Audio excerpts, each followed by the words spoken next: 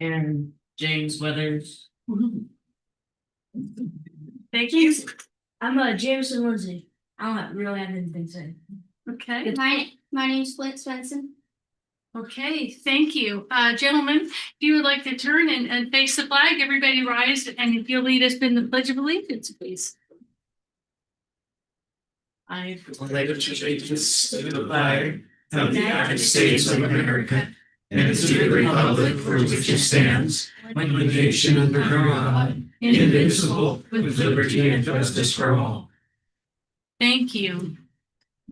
You're welcome to stay and observe as much of the meeting as you like, and when you'd like to leave, feel free to leave at any time. Okay. Thank you for joining us tonight, leading us in that important thing, part of our schedule. We will do a roll call. Is Councilmember Pritchard? I think he was going to join us. Yes. I see. Present. Thank you so much. Councilmember Ray Abbott. present. Councilmember Spears. Present. Councilmember Wilbur. Present. Councilmember Kennedy. Here. Councilmember Olson. Present. Councilmember Purple. Here. Thank you. All present. Thank you so much. Looking for approval of the agenda. I do apologize. As you saw the hefty lift on the packet, we were scrambling to get all of those things. I have six amendments that I'd like to, they're not difficult, but they do need to be put on the record, and I'll ask for your approval all at once, unless you asked not to do that. So number one, I'd like to remove 6C. 6C is the agreement, service agreement for the kitchen management. We need another touch point with that contractor, and so I'd like to remove that so we can have one more meeting with them. Number two is page 40, 6E. What I would like to do there, I have to look at my notes. The service, Allied Services, we just got that contract in late, so you have that in front of you, and that is just the actual contract, so we can review it. This is for a workshop, so we'll have time to bring that back again. The number three is page 43, reference 7AI. The minutes, there is a correction. That sheet's also with you. We left staff member costs off, and so we have a replacement page for that. Cost was there. Thank you. Number four is page 65, which is 7AI. We would love to add the page for the warrants claims. That was an oversight. It was ready to go, but it did not make it in the packet. And I have that with me, and I don't know if we made one for everybody. You do. So yep. All of you have that as well. For reference, page 98, which is 8.8. Replacing that page with the correct ADU language. We received that language, yes, as of yesterday, that definition from the state on the ADU. So we needed to change that language. You should have that page in front of you. It also has page 12 on it, but it's page 98 in the packet. And number 6, finally, is page 110. That is for 10A.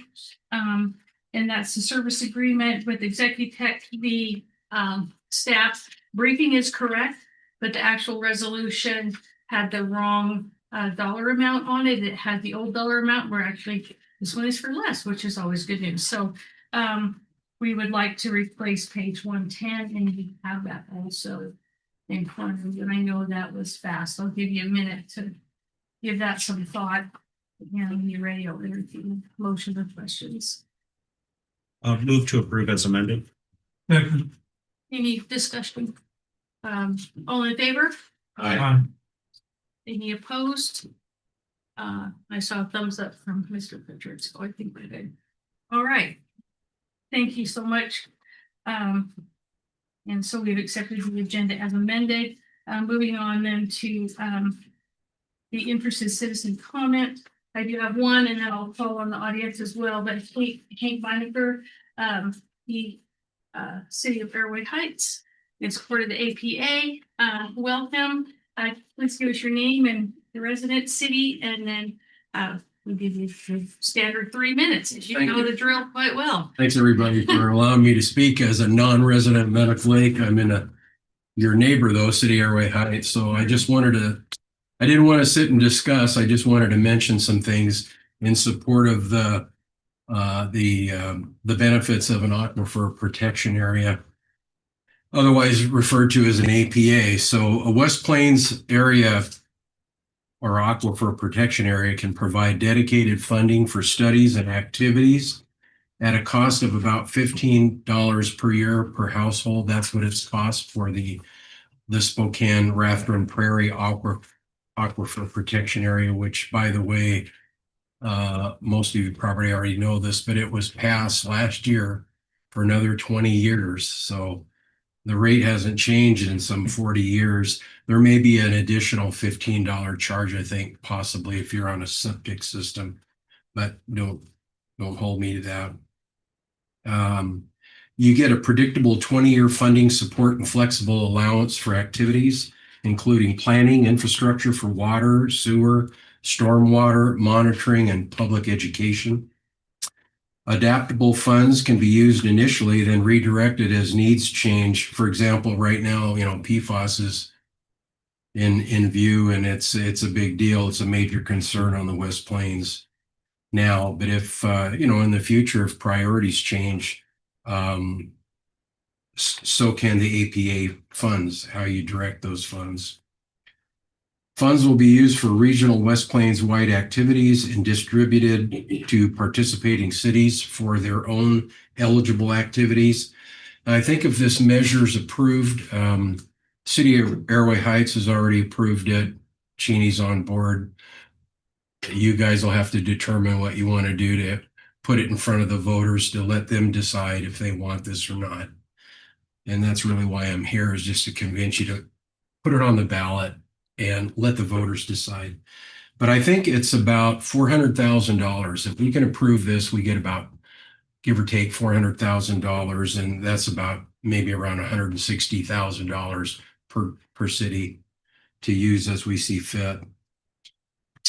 Local funds provide money if seeking state or federal grants that require a match, and it provides a potential to fund a water conservation program. Conservation is the most cost-effective way to enhance your water infrastructure for growth and aquifer health. There's going to be a public meeting held by the county commissioners on Tuesday, April 14th at 2 p.m. in the commissioners' meeting room at the Public Works building adjacent to the courthouse in Spokane. And people, the public's permitted to speak and address the commissioners as to whether you're for or against it. So anyway, that's all I wanted to say. I hope you guys consider that. I know we've had PFAS contamination problems with the aquifers, but I think it's important to protect that aquifer. So thank you very much for your time. I appreciate it. Thank you, Mr. Thank you. Whitaker. Thank you. Go to another meeting here. Anyone else in the audience? Good to see you. So we have 2 others in the audience, and then anyone else online. I see 1 hand up, so we'll take the folks in the room first. Ma'am on the front row, if you want to come forward, please state your name and the community you live in. Good evening, I'm Julia McHugh. I live in the Palisades neighborhood on the east edge of the West Plains. I've seen Mayor Cooper diligently at the PFAS task force meetings. I had email problems, but I sent this and this to Mr. Weathers and Mayor Cooper. This is to show us that the West Plains is actually a 130 square mile entity. It has its own discrete aquifer and it has its own discrete problems. 2 airports, an incinerator that contributes to soil problems. We've got prisons, we've got casinos, we've got all kinds of goodies. But my point is that the West Plains doesn't function without all of the things that it accommodates. And I just want to remind you that in addition, there are more than 4,000 domestic wells and estimated 4,000 septic systems on the West Plains. And this is the entire West Plains. Their municipalities are all testing for PFAS. Medical Lake has 2 municipal wells, 100,000 gallons per day. drawing from that and the wastewater treatment plant discharging about 100,000 gallons per day. The city of Cheney has 8 municipal wells, 1.5 million gallons per year average, and discharging about that same amount to about 400 acres of wetlands. So they also have a water reclamation system coming online, where just to build to the full understanding that this West Plains is unique. It deserves protection, not just for those of us on contaminated domestic wells, but for the safety of Eastern State Hospital, of EWU, of the airport. The airport and Fairchild are actually on the Spokane Valley Rathdrum Prairie Aquifer. If we could get that kind of water to our homes, which is impossible because we're on fractured basalt and they're not going to chouse water lines into solid basalt to pick up 10 homes and 2 miles. It's not going to happen. But and the airport also itself discharges millions of gallons of de-icer, that they have the highest PFAS levels in the surface water that ends up in Latah Creek, that ends up in the Spokane River. All of our, pardon the term, spooge actually ends up eventually over hundreds and thousands of years in the Spokane River. So we're all contributing to what's happening here in our environment. And I'd like to encourage you to consider this aquifer protection area. It's $30 a year, $15 for the household, $15 if you're on septic. If you're on a municipal water system, you don't pay the charge. Likewise, if you don't have a septic system, you don't pay the charge. So $30, we know how fast that goes. That's a half of a trip, maybe a third of a trip to the gas station, maybe a rip through your fast food joint. It's imperative that we protect this water source and protect the entire West Plains. Thank you so much. Thank you very much. I Appreciate you coming appreciate you tonight. listening. Thank you. Did I? You may say how- exit if you'd like. Yeah. I'm sorry, I was at the RAB meeting and behind a very slow truck. There's a series of them this evening, but anyway, Yeah, thank you for yeah, and coming. there's more going on, All so right, we appreciate it. Thank you so Good much. night. Somebody else, go ahead and come forward and please state your name and your community, and then you'll have your 3 minutes. Thank you, Council. Actually, my name is Terry Horn, and I am a Cheney, or what we consider a faux Cheney resident. Okay, because we're just off of I-90 by the petrol station. I am for aquifer protection, first of all, but I would like this council to understand that in 2003, Spokane County got a study done by URS Caldwell and Brown, and they found that there are 3 high-risk drainage areas. I'm just talking about the proportionality of payment here. And so when we start looking at the high-risk drainage areas that the county actually never placed to their comprehensive plan, we in Glen Rose, Central Park, West Plains, and North Spokane Stormwater are already paying things called ERUs, or Stormwater Principal Res. And each of these areas got a different number. Like for me, on my property taxes, I get charged $48. Well, for what? Well, it's because of where I'm at on this map and what the susceptibility was of the Wanapum and the Grand Ronde. 2 aquifer systems. One's a shallow, perched on the top, which drains down to a deeper level aquifer system. My home in a subdivision right now can spew out anywhere from 500 gallons a day up to 7,000 gallons a day. A senior water rights resident can only get 5,000 gallons per day, but I'm spewing this out of a sump pump in my suburbs. I'm already being charged for this. What I'm asking you is, when we go forward with this ballot measure, that we don't look at already the charges that some of us are already paying. Now, Medical Lake is not mentioned in the 2005 Comprehensive Stormwater Management Plan for their financial strategy. It was only to like Deep Creek, West Plains, Marshall Creek, and Airway Heights, as that gentleman was from. He's actually already paying to keep the contamination, the infiltration of stormwater contaminants out of our aquifer. But you see, the county failed to apply that comprehensive facility plan or improvement plan to their comprehensive plan, which is a violation of the Growth Management Act, which is RCW 36-70070C, mandatory elements of a comprehensive plan. And I hope that you all consider that as you progress forward. And thank you all for your time. Thank you. But we Thank do you for need your clean water. comments. Have a good evening. Thank you. I appreciate you. Are anyone else in the audience here to make a public comment? And anyone online? I see a hand up. If you'll introduce yourself and your community, please.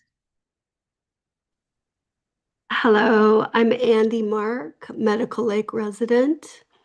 I just want to thank the first speaker from Airway Heights in supporting this resolution that I hope the City Council also will view favorably, as we don't want to be the only city in Spokane County area voting no on this measure, which is basically for the Medical Lake residents that our city council is voting on today, that we, the residents, can vote on this in the primary election in August.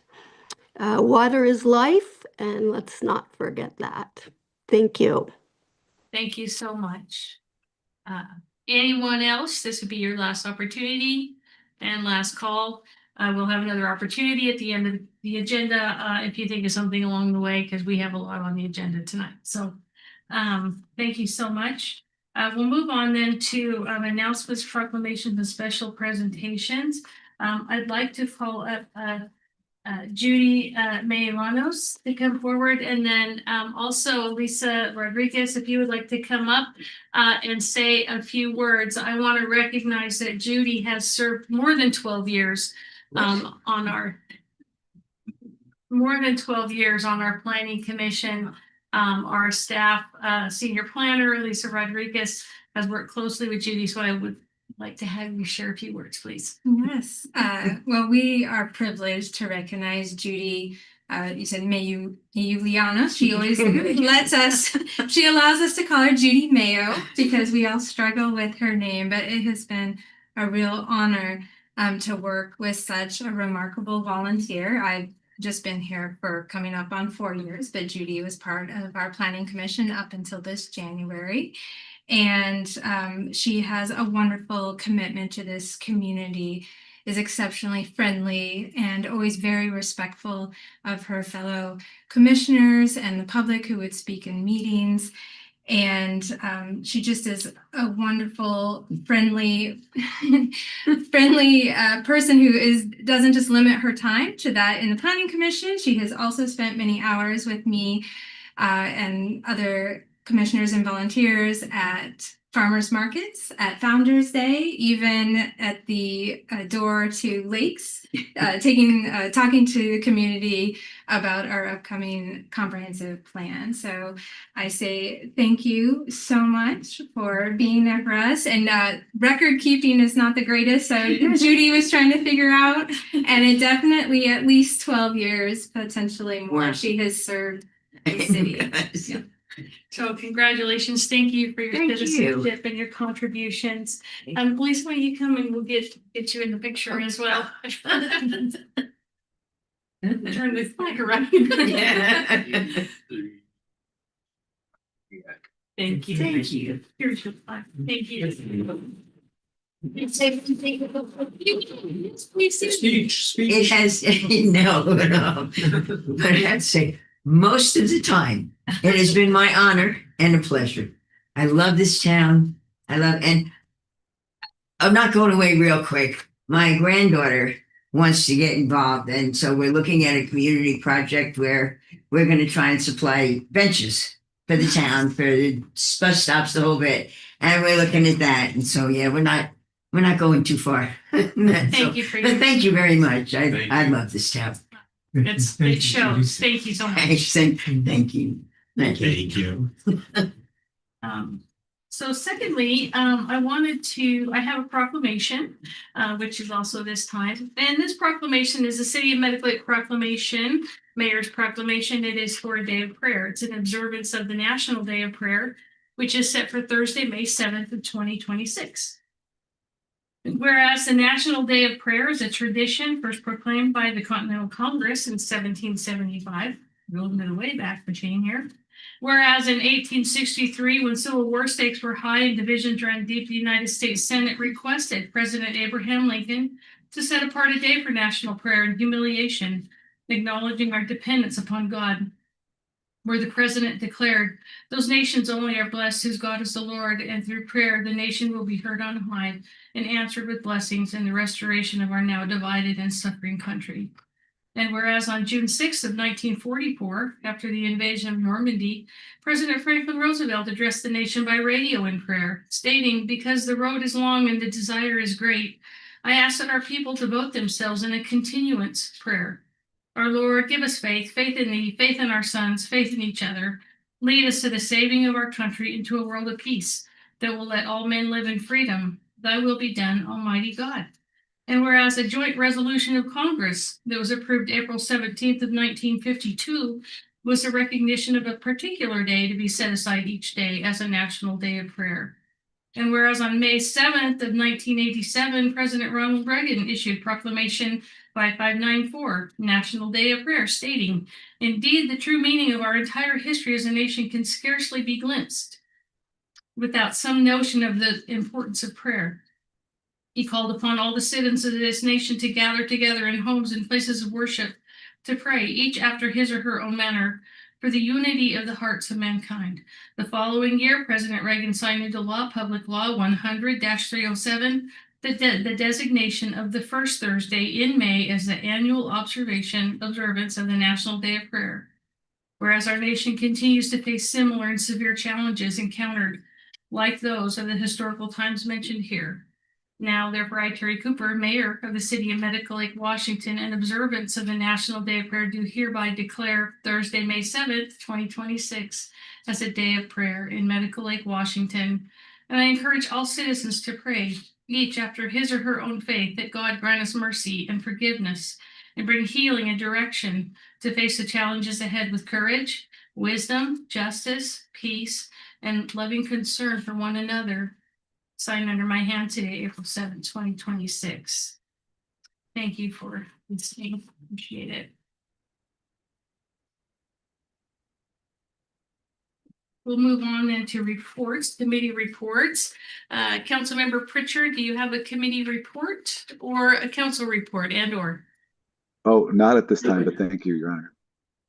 I know you're enjoying your spring break, and thank you for taking the time to join us this evening. We appreciate you. Councilmember Ray Abbott. I do not. Thank you. Hey, Councilmember Spears. Yeah, thank you, Yara. I had the opportunity to go to the Council of Governance on last Wednesday, and we went and it's a meeting that the county commissioners hold once a month, I believe, and they were talking specifically about the Safe and Healthy Task Force, the ballot initiative that should be coming forward soonish. I think they're hoping by the end of the year. So it was a great presentation. There's a lot of good information. I think they have some decent people on board, and hopefully they can get their intentions out as to what they're hoping to do with the ballot initiative. And then Wednesday in the afternoon, had a special meeting for the STA, just talk about the Connect 2035 plan, and then STA's ballot initiative for the sales tax renewal. We're the only PTBA, which is the public benefit transportation area, which is how we fund transit, that has a sunset clause in our sales tax. So we have to have it renewed before it expires in 2029 if we want to continue the level of service that we have right now.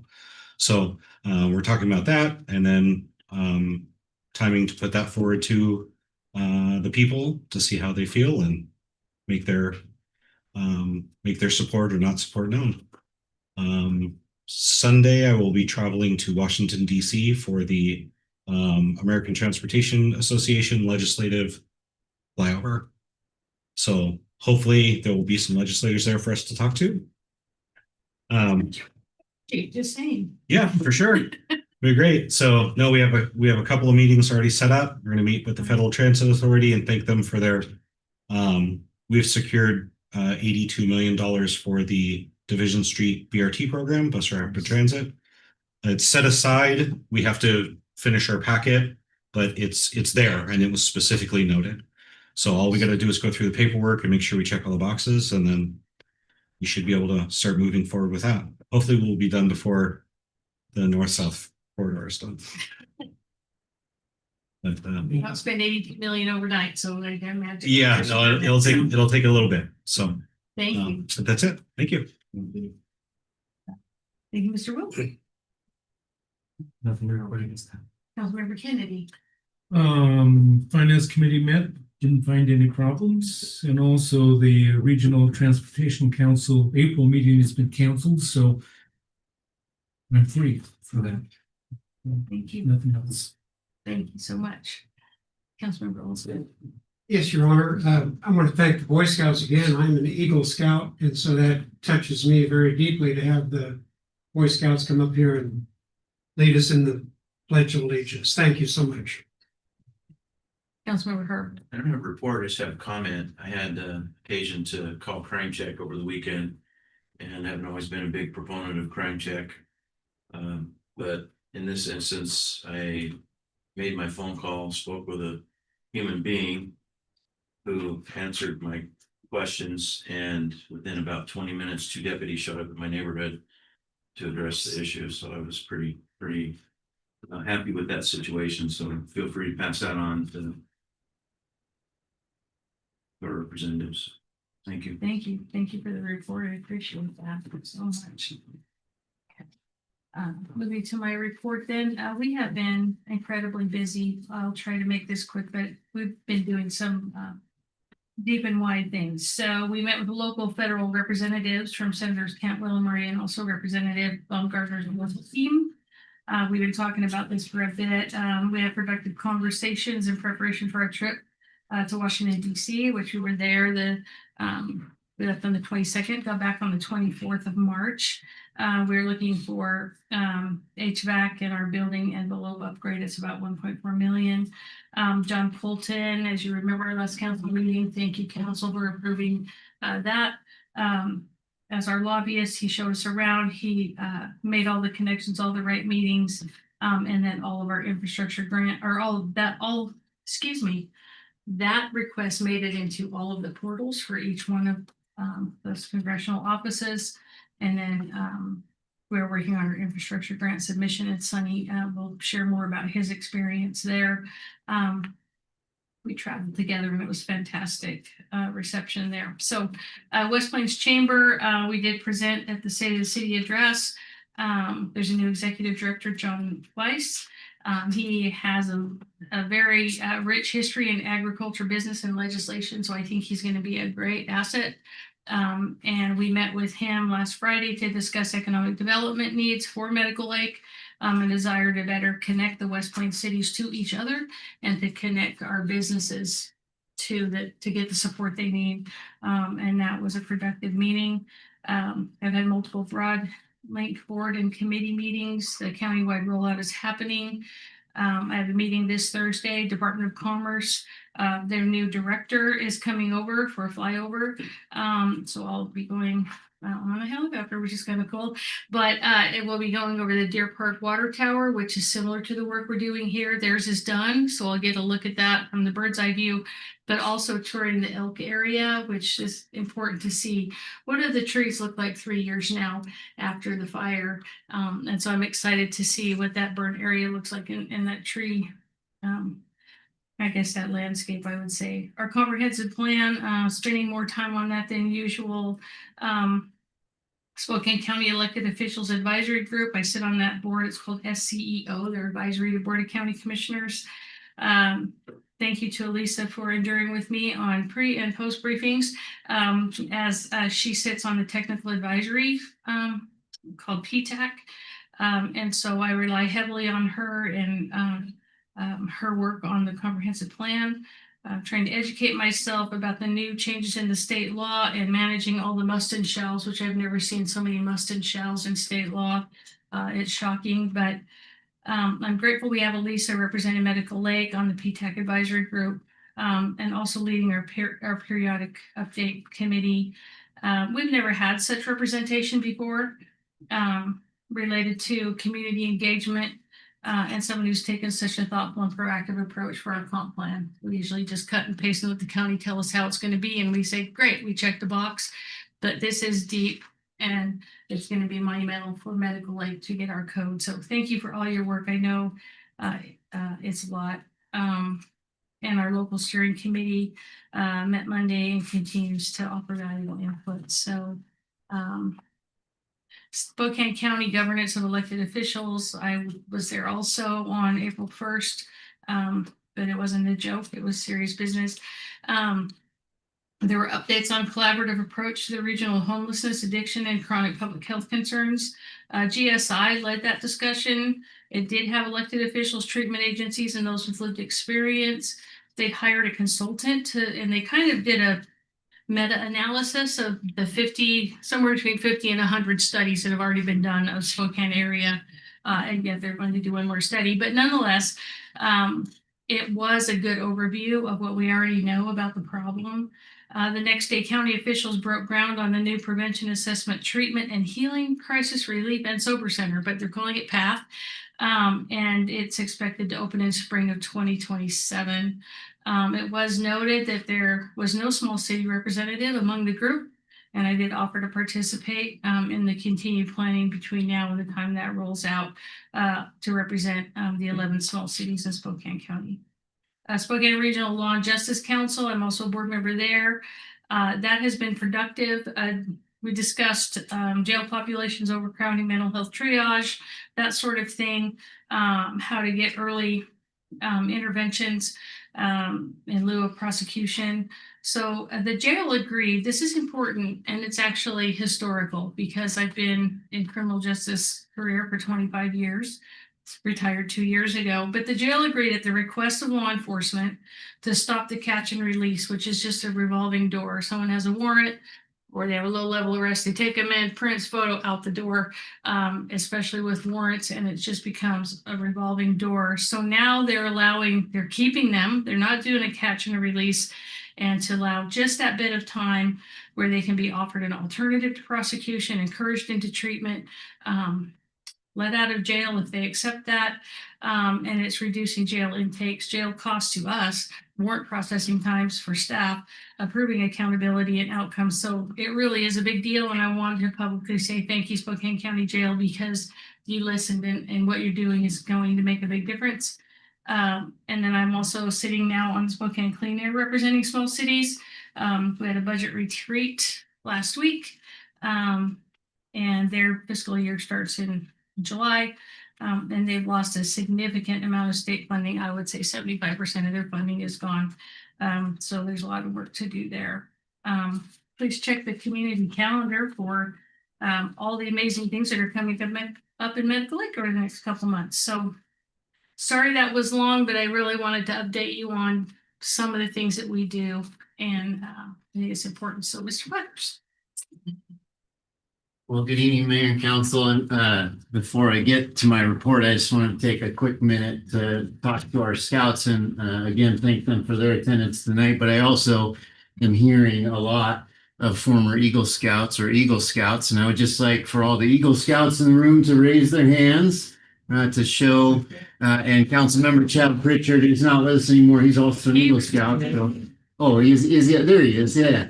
Yeah, so I know that's anyway, you're in good company and stick with it. It pays off. All right. So for my report, thanks for entertaining my shameless plug there.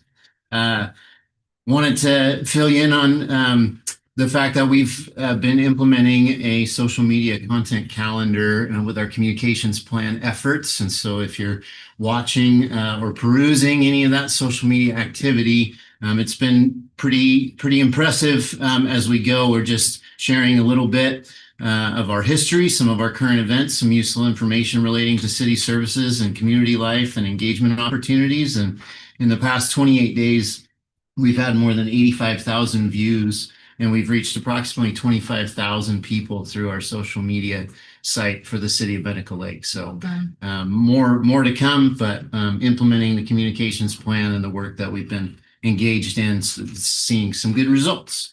One of which those things that we were sharing, and Mayor Cooper spoke to our Washington, D.C. legislative travels. So really pushing the City Hall updates that haven't seen renovation since 1978. So a lot of that HVAC, doors and windows, and a new roof are the needs. It's the biggest unmet need that we had, unfunded unmet need. And so we put that into the portals, and looking forward to the great work took place to get it in. We spoke with all the congressional staffers in Washington, D.C., answered their questions, shared with them more of the intent behind the ask. The goal is to get that to committee. If we could get it to committee, then we'll start doing the work to get it through committee and hopefully see the appropriations come through. So, but yeah, thank you for your support in sending us to do that good work. And what else? I was just going to share a quick update on the Comprehensive Plan Periodic Update Steering Committee. We're grateful for the contribution of the collection of citizens and partners. There's residents, the school district, Reimagine Medical Lake, and our nonprofit community. DSHS, Eastern State Hospital in Lakeland, participating in that as well. Our advisory boards, we have representation from the Planning Commission and from the Parks Advisory Board. And they're all working to ensure that the plan reflects local values. Mayor Cooper was talking a lot about that, making sure it reflects local values, growth management requirements, and the long-term community priorities. So it's no small task, and I know you're all well aware of that lift, but we're just very grateful for the efforts in presenting and preparing and refining those goals and policies. And you can look forward to very soon to a draft of part 2 of that comprehensive plan, including a lot of that good focus on priorities and goals. Also wanted to mention the Kiwanis Egg Hunt took place this past weekend, and they reported there was about 300 kiddos that showed up. Weather was beautiful. The parks were well prepared. They said it was a wonderful event, and so just very exciting to see the great benefits through our partnerships with our local nonprofits. And lastly, you've heard a lot about the RAB meeting. Was there with Mr. Beinecker and with Julia just before this meeting. They're going back to some more technical advisory meetings tonight that EPA is having. But that Restoration Advisory Board through Fairchild Air Force Base really dealing with a lot of the contamination sources that have happened that are on Fairchild Air Force Base. It's really just an outreach effort to inform people of the mitigation actions that take place. Obviously, PFAS is one of the most pressing issues of the day, and so there's a lot of focus and energy on that. And just really grateful for the partnership with Fairchild Air Force Base and the good work that's taken place on the RAB. That's all I have for you right now. Any questions for city administrator at this point? Okay, we know where to find you. I will say that on the RAB, Sunny has served faithfully on that, and also Councilmember Chad Pritchard serves on that committee. Councilmember Pritchard Next month, we'll begin representing Medical Lake on that committee and taking Sunny's seat. So that'll come forward for your approval, just so that you know that's coming. And thank you, Councilmember Kennedy, for serving on the steering committee in my place. I appreciate you always being available as a mayor pro tem to cover me for those things I can't do. So thank you so much. Yeah, appreciate you. All right, moving along then to our workshops. Here's where it gets fun. Concerns. Oh, I'm sorry, I forgot cost. I did that last time, didn't I, cost? And we left you off the minutes. And I mean, It's okay, I'll choose to be offended. you're such a silent person over there. So Ronald, Finance Director Extraordinary, give us our grant status report. And there is a written report in your packet as well. Thank you. Well, good evening, Mayor and Council. Ultimately, the goal of this is so that I don't have to speak very much. I just want to give a snapshot of the grants. You don't know. The goal of this report is to just give a snapshot of what's going on now, both with the applications that we're submitting and our grant writers are pursuing, and the active grants that we have going on, so that it can open up any possible questions or status updates that you might have. So page 4 are the grant applications that we've just put in, as you can see by the title. I want to commend you, Cost, for putting this together. So we just have this quick snapshot. What are we asking for? How much is it? How, where are we at in the process? And then the active grants we have going. When I gave the state of the city address, and we actually looked at the numbers, and it was so great to report. Medical Lakes received $11.5 million in grants since 2022. And we have fulfilled and completed 6.5 million of those. And the other 5.5 million will likely be completed this year. That is something to really be proud of. And so it's impressive. We've just been head down working, we have our plans, we have our capital improvement, we've been going to the state, going to the vet, and it's working. So anyway, Cost, thanks for this. It's really helpful. But any questions? I have one question. Great. The Coney Island dock. Yes. Getting a grant from T-Mobile. That doesn't seem very congruent. T-Mobile with a waterfront dock. It's not specific to docks. That's not the grants. The grants is shovel-ready projects that improve the community. I believe through either park improvements. There's some other facets that we could have chosen from, but the Coney Island dock was a perfect example of a project that we had that was, partially underway. And then it fit the criteria perfectly. So we said, here, we would like this funded.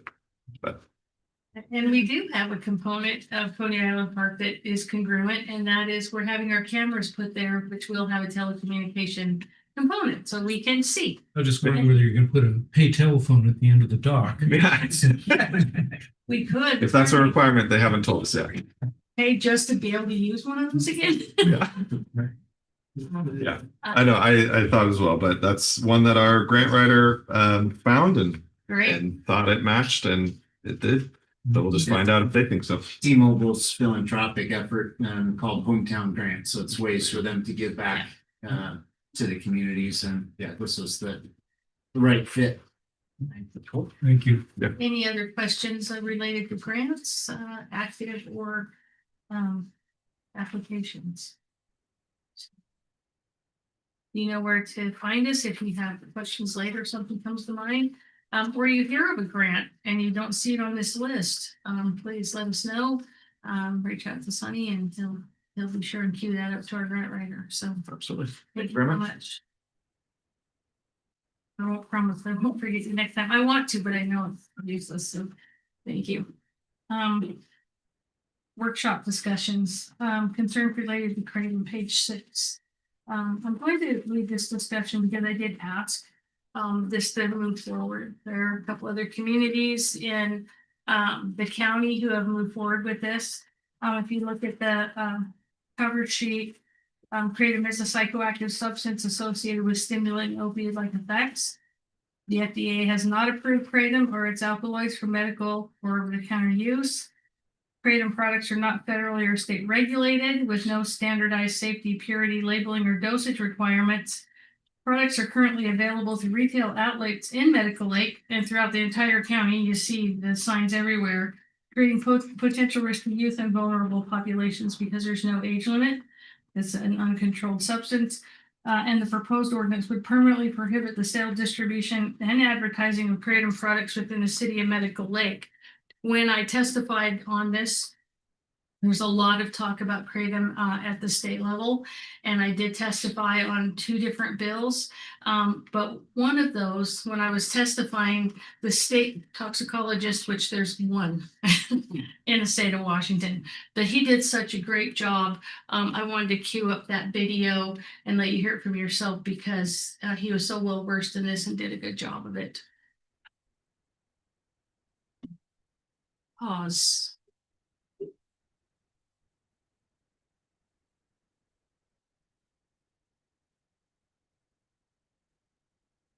Thanks. Good morning, Chair Ware and Ranking Member. And thank you. My name is Jimmy Leonard. I'm a pharmacist, a clinical toxicologist, and clinical officer for the Washington Poison Center. I'm here to provide comments on B91, this other. The primary thrust of this bill is We get the volume up. Washington, along with other states, has seen an increasing number of kratom and 7-hydroxy. Make it a little louder, please. Year. I currently have research. Can you pause that and start it over too? Thank you. As high as it goes. And I don't know if we can expand a little bigger, but can those in the audience hear that okay? It's pretty faint up here, but sometimes you can hear better back there. And I'm having a little bit aging here. This is an increasing number of kratom and 7-hydroxy cases over the last year. I currently have research and other peer review specifically on this topic. Similarly to the potent opioid and potent alcohol, but especially to we have 2 near-death rates in 2-year-olds over the last year who survived because naloxone was readily available, either just in the home or EMS was quickly to the home. And it's more importantly, the lack of child-resistant containers that are crucial and are named in this bill has been a significant issue. The language around fentanyl and opioids is crucial. 5-7 that kratom extracts has been described for approximately 10 years. We've also seen an increase in the number of the tragedies due to indoxil, which is another alkaloid in Washington State, and colleagues around the country have noted other synthetic alkaloids, MGM-15 and MGM-16 in their regions. I do have 2 thoughts about this bill that might be helpful to improve it. One, Washington Poison Center is the state's only poison center in an independent 501c3. We were specifically named in the 6950 in appropriation for the cannabis bill. And I think we'll be able to incorporate us into this as well as an educating team and somebody who can contribute to packaging rules. Specifically, we worked with the Liquor and Cannabis Board in the past, developed the Not for Kids symbol that's on all cannabis products in the state of Washington, and the edible cannabis products. And well, that degree of specificity is not required within this law. It'd be helpful to have this named to be part of that process to help develop this packaging.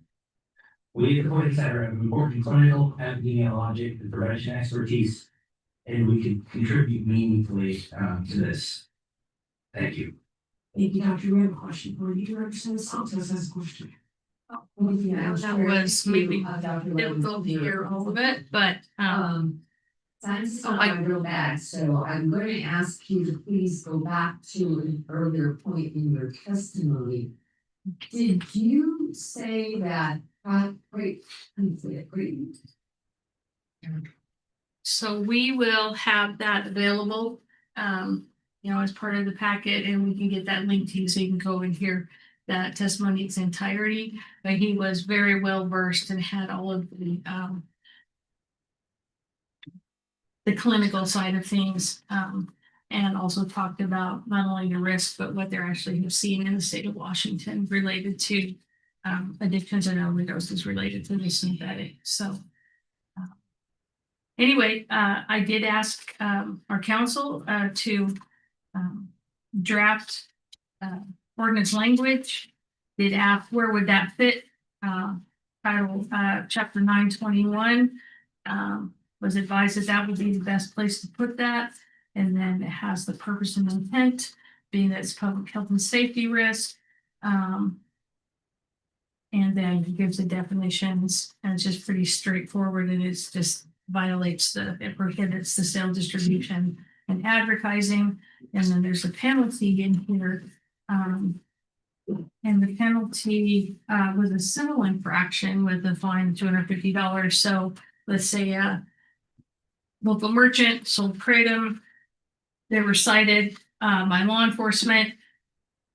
It's $250, and then there's the state public safety amount that's added, so it's a $513 fine. So one infraction is $513, and then it's filed in our municipal court, which is now, we partner with Airway Heights, and so it would go through the regular court process. So open for discussion. That's kind of it in a nutshell, and I wanted to get your thoughts about protecting the youth in our community, that any kid can go in and buy this, and it is a stimulant. It's addictive. It's similar. One of the things you didn't hear the toxicologist say is that the synthetics are a derivative from this plant, and there's no way to measure how addictive or how strong the component is. It's kind of like just getting herbal medicine, right? I mean, it's not measured, it's not controlled by the FDA at all. But he said that it's 9 times more potent. It can be in its most toxic state, 9 times more potent than fentanyl. And so we don't know what we're getting when we get it. And so anyway, I think it's serious. Spokane Valley and City of Spokane have both passed this, so it's not a partisan thing. It's a thing in our community. So I know as the cities kind of step up, hoping that the county will also kind of move that on out of our area. How does something like that ever get in here? So it's uncontrolled. So in my experience, and this is kind of how spice got on the market, and ecstasy and all these. So these are manufactured synthetic drugs that mimic this opiate and stimulant effect, and they're addictive. So this is a plant out of Asia. It's been over there forever. Everybody knows it gets you stoned, and it's made its way into the US because it's unregulated. And that's usually what happens. It's these drugs that are, remember Beetlejuice and all of that back in the, Nom days, I guess. But, it's that same thing. There are these, coca leaves and all that, it's usually a natural in the environment. And then you find it's got an opiate and stimulant effect. And so then, of course, it makes its way to the US because we're the biggest buyers of that kind of thing. It's used as an additive in a drink, especially in Thailand. Yeah. So. And we market it to be appealing. Yeah. Sure. Yeah. And it's marketed to youth. And this drug or this plant stimulant not being regulated, the dosage or how concentrated it is, you don't know what you're getting, as the bear was talking about. To articulate that point, you don't know if you're getting something that is base 1 as it should be, or 10 times as strong, as in stronger than what fentanyl would be. So even if it wasn't as addictive as it should be, it's very dangerous to have on, to be selling to anybody, let alone our children. So No age restriction or anything. So correct. No, our 8-year-olds can take their bikes down there and get it while they're picking up Pop Rocks and the sodas. It's a new teen high, And I would like to say that it is even more toxic when combined with some pretty benign things like caffeine. Yeah. Oh. So. Okay. Well, I'm a believer in relying on the state to protect us, and we have the ability to do that in our own community, and I think we should move forward with that. Thank you. I agree. Council's ready then to go ahead and have staff prepare this to raise the ordinance in at the next council meetings.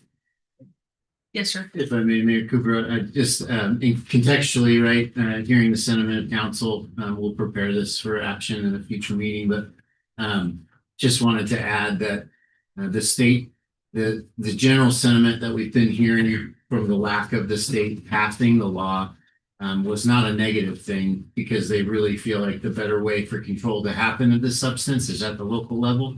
We actually can manage it better. To have the state mandate that it's not allowed, and then we have to somehow deal with their regulations at a local level.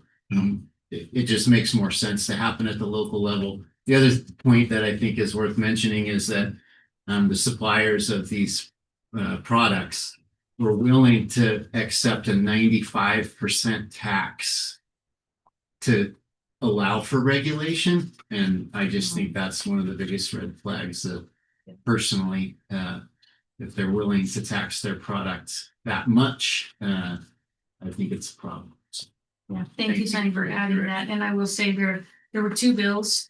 One was that, let's keep it and tax it and regulate it, make money off it. And the other one was to ban it. And they couldn't get consensus through both committees in the short session. And that's why, and I think it's the advantage that we can move faster. The state comes back later and says, no, we're going to keep it and tax it.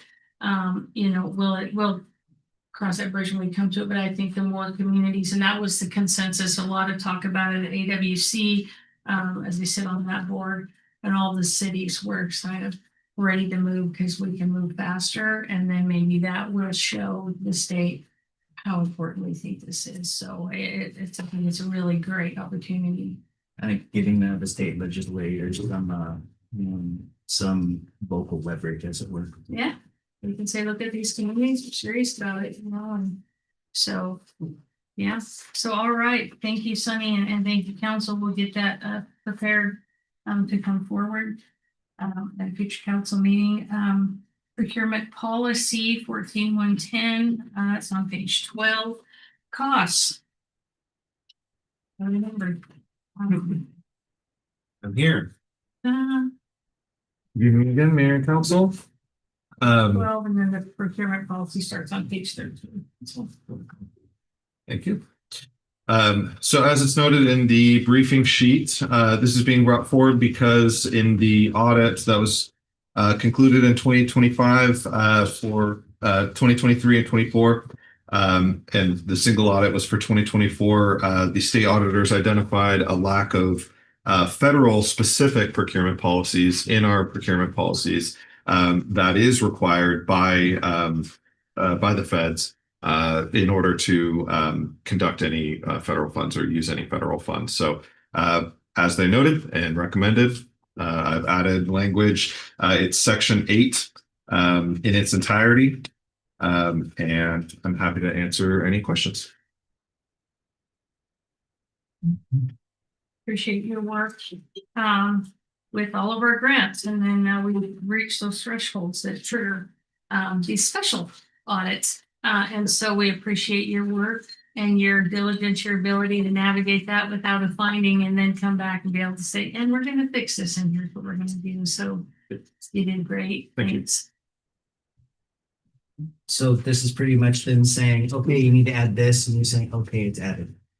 Yep, and I have I sent this procurement policy with its updates to our audit team and said, hey, what do you think of this? And they said, they gave me one small recommendation to add. I added it in, so this is compliance per SAO's standards. Okay. Looks great. Thank you. Thank you for your work. We will bring that forward then. Council approves. And we'll bring that forward as a resolution policy. Thank you very much. Thank you, Mr. Ronholt. Thank you. Moving then to C, we did hold that, so we're going to bypass that, bring that back in another time after we've had time to meet. Moving into D, the STA Small City MOU, moving to page 36. I will speak to this. This came from Mayor Grover from Cheney, had served as the representative for small cities for many years. And I just met with all of the mayors, small city mayors of 5 cities that are participate. On the STA board, the 5 cities combined, they have 1 representative right now, Lance Spears. Councilmember Spears is the chair and also the director that votes for the small cities and doing a fantastic job. What has come about is there's a lot of new council members, there's a lot of new appointees, and the small city mayors wanted to make sure that all of their cities, took that appointment seriously, that they don't just sit back and say, he knows what we want. They didn't like that model anymore, and they want their folks to be engaged and to speak up and to actually interact with the director and say, here's what the 5 cities generally have consensus that whatever's on the agenda is an action item. It puts the duty on them to reach out to the director, and for the director then to, receive those comments, take them into consideration, and move forward with the general consensus. So that's the basis of it. And it's just to put in writing, we all agree that we have one voice on that. And we're not giving that any authority for STA to govern that for us. This is a self-governing document. So I think we landed in really the right place. We had both mayors and city administrators, Albert Tripp as being the manager for Airway Heights. And anyway, when the meeting was over, it was such a congenial conclusion. It felt like we landed on the right spot. So there's only one shall in there because I'm not a proponent of shalls. But the only shall was shall consider. And I thought, okay, we can handle that. But any questions about that MOU or Airway Heights, I believe has already passed theirs, and Liberty Lake also, I believe, has passed theirs. And so I think it's on Cheney's docket for next week. And so anyway, it's making its rounds. Yeah.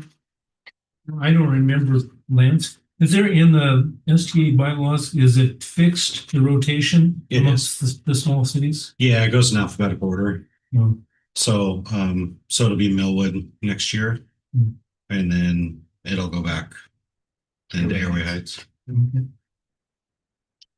That's great. And, Lance has been probably one of the most proactive small city directors I've seen on that STA in a good long while. So I want to thank you for that.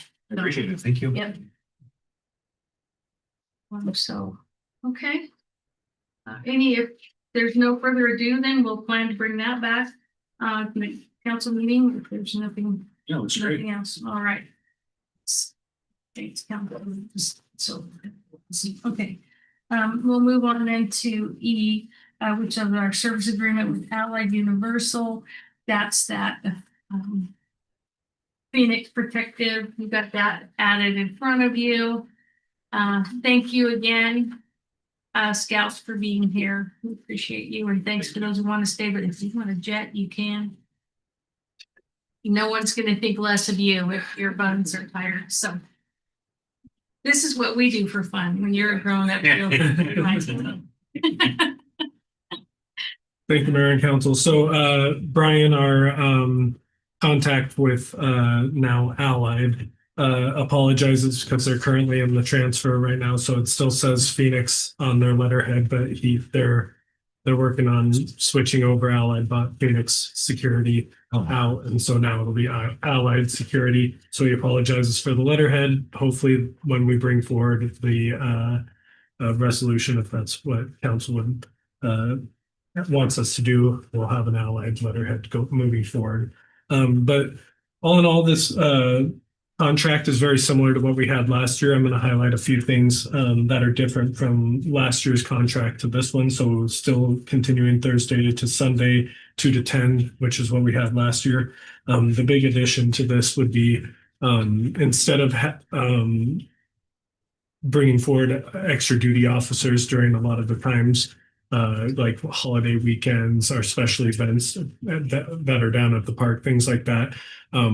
We asked them to bring forward what it would cost us if we had an extra officer down there. The problem we're having with our extra duty officers is the positions don't always get filled. We never know which events, which weekends, which days that we request will get filled. I believe it was 40% or 50%, something like that last year that got filled. So half the days we request aren't getting filled. So we asked them to do this so that we know it's a guarantee they will supply somebody on those days that we want extra duty in the park because of the amount of people that we have there. We haven't had any issues that formerly Phoenix, now Allied, hasn't been able to solve all the instances that have occurred down in the park. They've been able to handle and haven't even need to call the police down. So we felt that this was a better way, cost efficiency wise, and making sure that we had the extra patrol down there as well. The one issue that we are going to run into this year, excuse me, when we did do our budget for 2026, in the last quarter of last year, we didn't receive a few invoices from the county and the sheriffs. So our budgeted amount was a little lower than we anticipated. And so we will, if moving forward, we will have to come back for a budget amendment because currently we have $36,000 budgeted in those funds where we normally have $50,000. So it's just those invoices came in at the very end of the year last year after we had already approved our budget for this year. So we didn't bring those. What did we spend for Phoenix last year? We have 38 here. Just Last for year was Phoenix. What was $28,000. Yeah. So the difference here being is the main one is that extra duty officer is raising our costs up for those. I didn't quite hear you. Could you speak up? Sorry, the reason we're that it's 38 this year instead of the 28 is for the extra duty officers that we're requesting on holiday weekends and special events. And I think at the end of the year, you know, kind of waiting to see how this shakes out and do this amendment at the end of the year is that sometimes the sheriff's office doesn't have officers available, so we're not going to pay for that. And so I think we'll just kind of watch it. We'll get quarterly reports and just kind of see how that shakes out through the year and then make any amendment then at the end of the year. Yeah. But I was so impressed with how Phoenix worked with the sheriff's office, and it really added to that community policing model because they look like a cop, they act like a cop, but you know, they don't have a gun, they don't have, you know, and they don't have arrest power, but their presence has just made an incredible difference at the park. You feel like it's just a fun place to be. You don't even worry about it because they're walking around and everybody's, you know, minding their P's and Q's, as you You say. see lots of people that will pull in and see the security card too and just pull straight out because they know they're not going to be able to get away. That with has a dual with effect, things. right? Yeah. So it is nice having that car down there that they provide as well. Preventative effect. Yep, Yeah. exactly. It's a good screening. Yeah. Yeah, and we did hear a lot of comments from frequent users of the parks that they appreciated it too, because Phoenix, you know, whether it's loud music being played in the park, which is not allowed, or dogs off on their leashes, things like that, like Phoenix would go. It's not necessarily, you know, telling them to get out of the park or anything, but just informing them, you know, the rules, because it may just be that they didn't know it wasn't allowed, even though we have 20 signs down there that says keep your dog on a leash. Well, some people can't read. Yeah. So any issue with bringing this back for approval, future council meeting, then we'll probably do that. So in that one. Okay, thank you so much. For the Thank work you, on that. appreciate it. Thanks. I have family in town, so that are leaving tomorrow, so I'm going to book it to hang out with them for a few minutes before they take With off. kids. Thank you, appreciate it. Have a good night. Thank you. Thanks, Glenn. The periodic update, Lisa, if you want to come up and talk about the Metro Municipal Code amendments related to specialized housing. We'll go to page 46 on that. Thank you, Scout. Thanks for coming. We appreciate you. Yeah.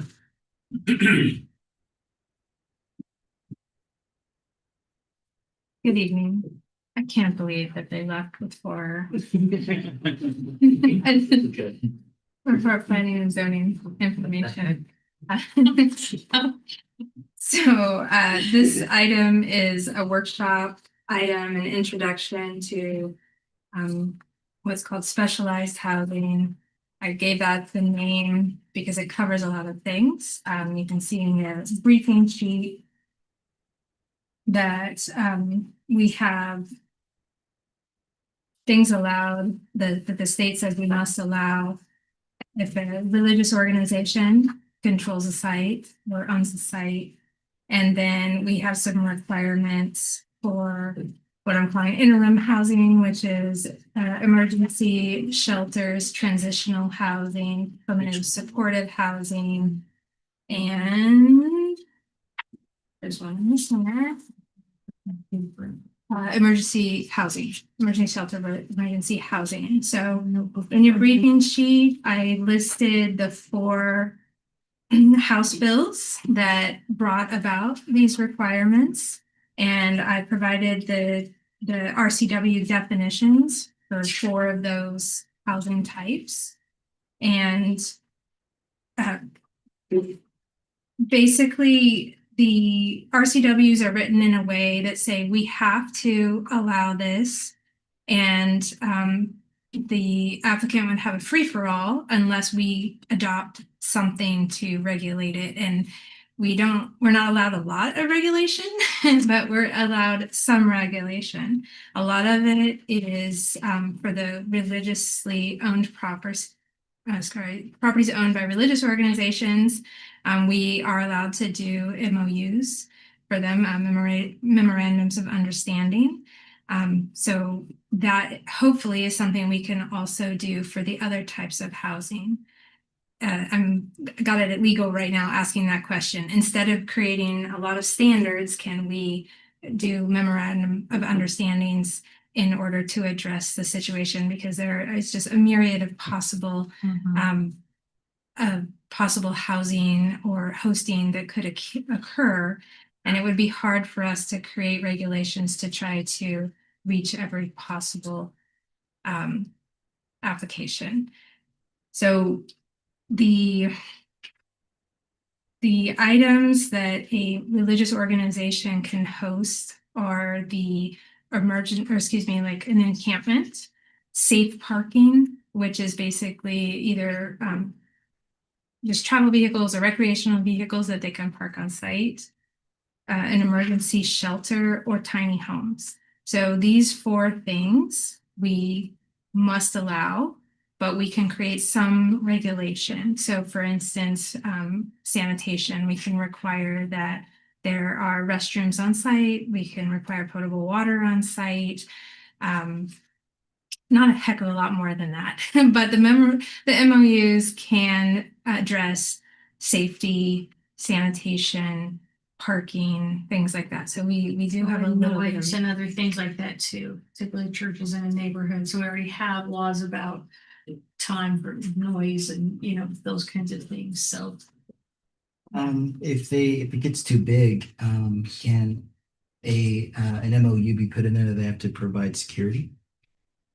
So because safety is a topic we're allowed to address, it could be, yes. So we could put in there that if it gets too large or repeated offenses of city ordinance, that they must provide a cost to them, a security force to address these issues. I can say that we can address safety, and our legal counsel would tell us. That's what I'm asking. Like, can we throw that at the legal counsel? Yeah, ultimately, when faced with the question, yes. Yes.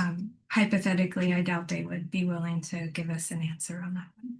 So, but safety, we are allowed to address safety. So it's like, how far can we take that as a safety precaution? Because if this is going to be a loophole for what we're obviously all hoping it's not going to be used for, we need a way of being able to police these type of situations with the citizenry safety in mind and our community safety.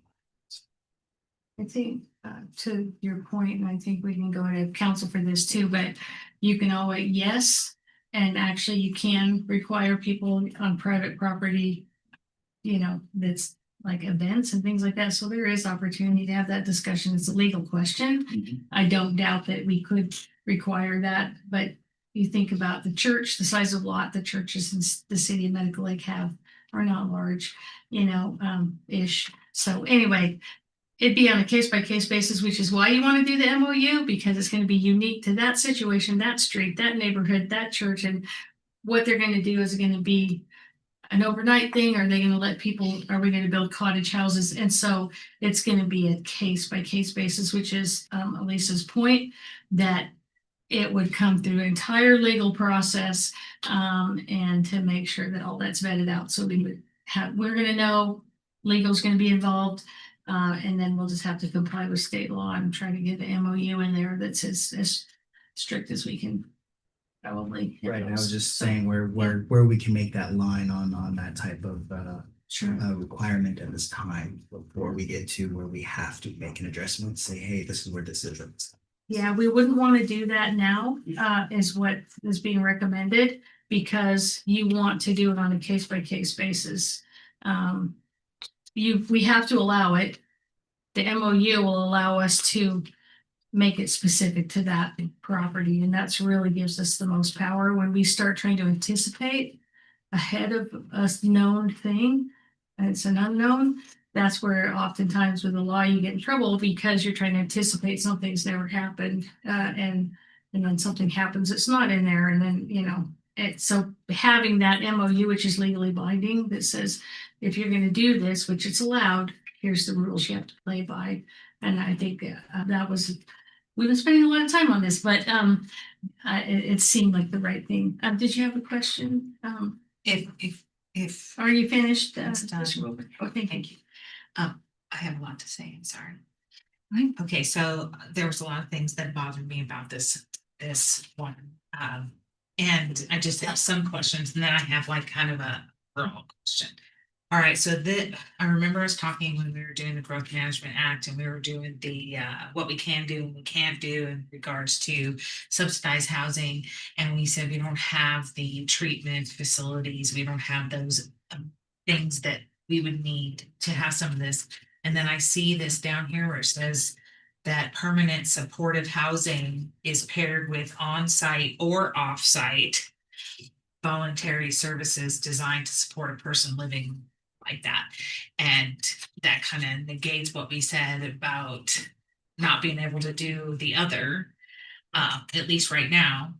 And then that is kind of leads into, in regards to House Bill 1956, is there a time period, or can this just be indefinite?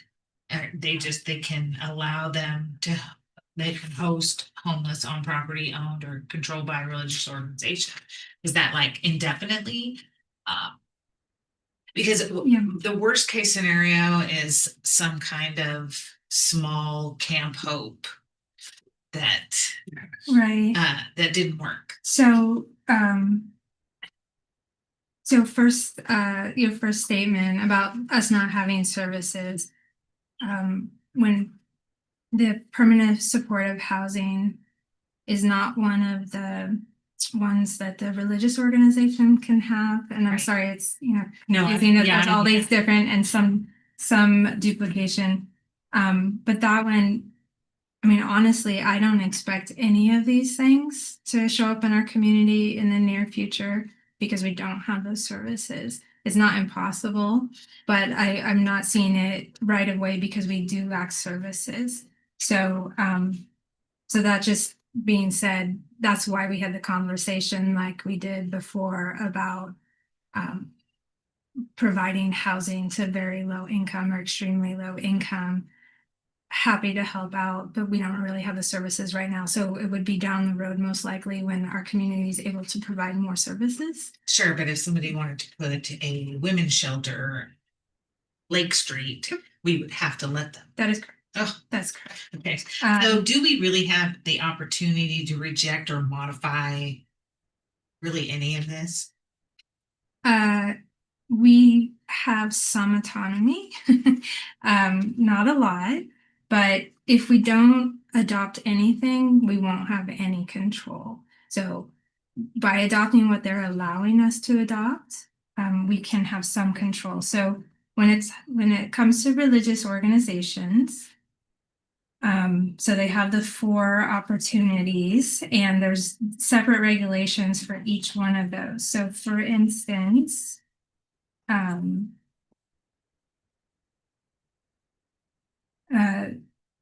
sorry, I'm making sure which one it applies to.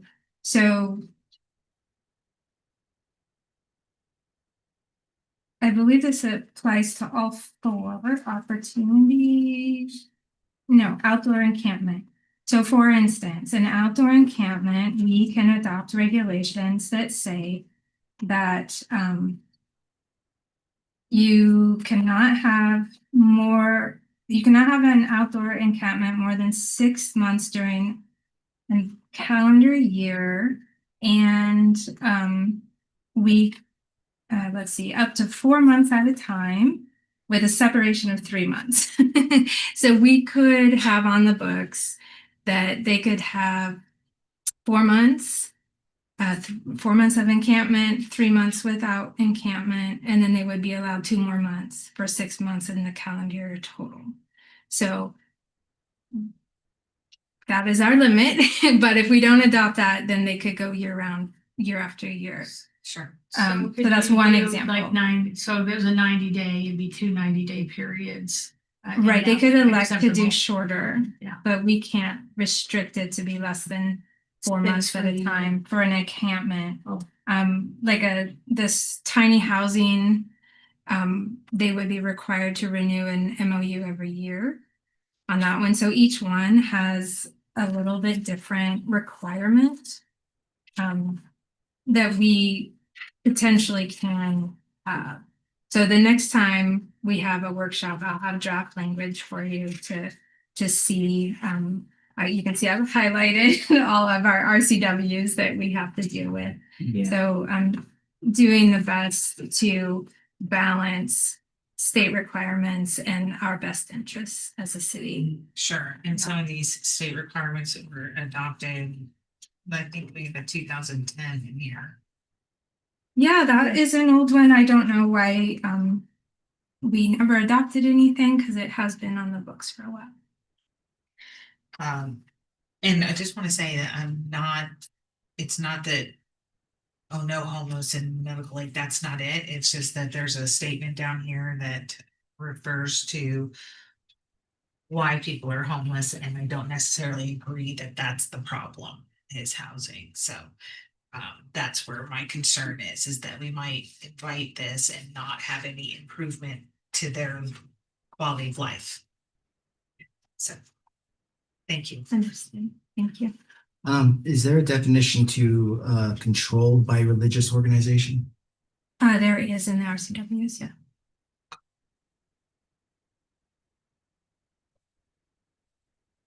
Any other questions or thoughts about the amendments? We need some more time to digest this, and this is something that we can be ready to bring forward. No, I'd be interested to see all of the additional, like the rest of the information, so that we can see like which one of these, the 4 opportunities pertain to which like religious organizations, and like the difference with the encampment rules and that. I mean, if it's state law, we have to. Right. So I've been working on a draft and I've cited the RCWs for each section. So when that's provided to you, hopefully you can at least cross-reference if you would like to. Sure. To see it's not an easy read, but it is all there. Yeah. Yeah, no, I think it's going to be important to address this, especially since we're doing ADUs, we're doing all of this other. Trying to kind of get a holistic idea of how this is all going to affect us. Yeah, it has great potential. It does say in the briefing sheet, but the ones that are not related to a religious organization, the state law currently is from 2021. And it's saying we have to allow the permanent supporting housing anywhere that we allow residences or hotels. So that's essentially everywhere. And then shelters and emergency housing anywhere that allows hotels. So that would be our commercial zones. There is a bill that passed this year that has more regulation that probably ties our hands a little more, but we have 2 years to implement that. So I'm recommending like we don't hurry on that one since it's more restrictive for what we can do. You're talking about the, I'm sorry, you're talking about the House Bill 2266? 1220. So there is, so the 2266, the language I'm working on does incorporate the newest bill that becomes effective, it seems like June or July. And that we are supposed to adhere to, and no reason to know that we need to amend in a few months. Right, I did have a question on that one, I just kind of left it because I didn't feel like to really modify the bill portions, but it says, however, it does allow jurisdictions to request information about the housing, require notification and a community meeting and safety provisions. So basically, you have to do it but we have to tell you. There's nothing in there that says that we can say no. Right. It's in the end, the MOU would be helpful for this, but the way the RCWs are written or the House bill in this instance, like it's trying to create collaboration by having community meetings, etc. But it's not really saying that we can have that much control over it. So hopefully whomever is proposing the project wants to work with us to make it a good project. One thing on 2266, they have the word in there, prevents jurisdictions from having extraordinary requirements. And extraordinary is what's extraordinary to one may not be extraordinary to others. So there's a legal argument to be made that we can put guardrails up that they might feel is extraordinary, but it can pass the legal test as being pretty reasonable for us because you use things like we have the right to request information about the housing, require notification, have a community meeting and safety provisions. And so there can be a lot of public input and a lot of voices to be heard. And then at the end of the day, we'll have some legal, and this is kind of as far as you want to go with that, and so I think I agree with Elise. I don't think this is anything that's going to happen as soon as, January 2027 rolls around and then the hammer falls, but we want to be ready, but I agree that I think the MOU is the way to go because then we can adapt in real time to real things that are happening in our community, a real place with real people. So, and we can require all of those things, we're gonna have a public meeting, we're gonna have legal review, we're gonna, so what are we worried about? So I that was the one that kind of jumped out at me.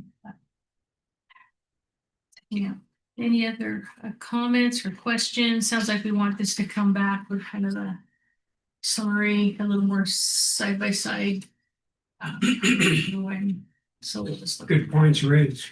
Yeah, really good. And the work's been great. And so we'll just do that.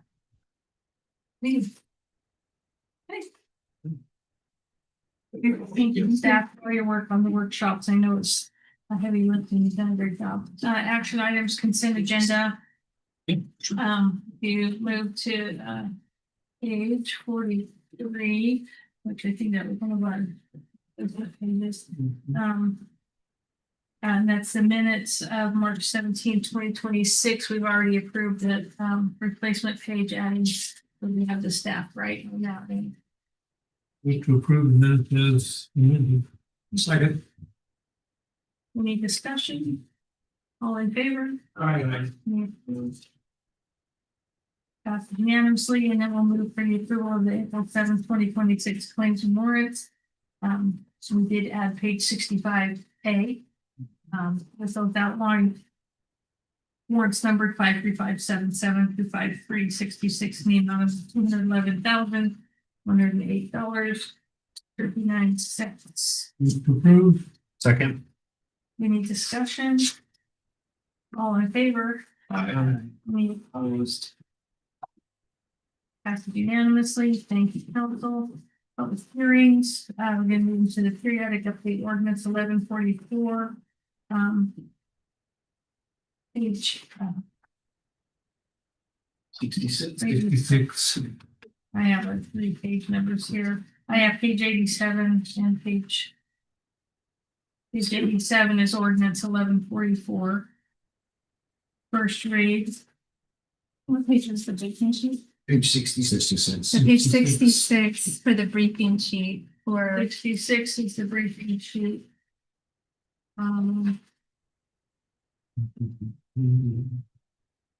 But that's not the ordinance. The ordinance is on page 87.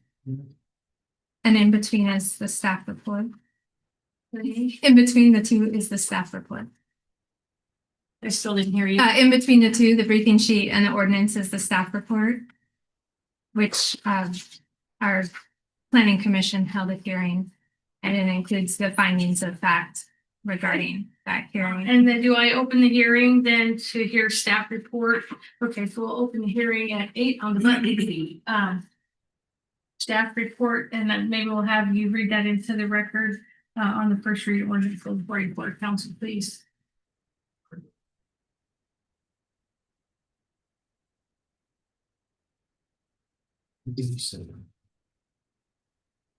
Sorry, it's okay.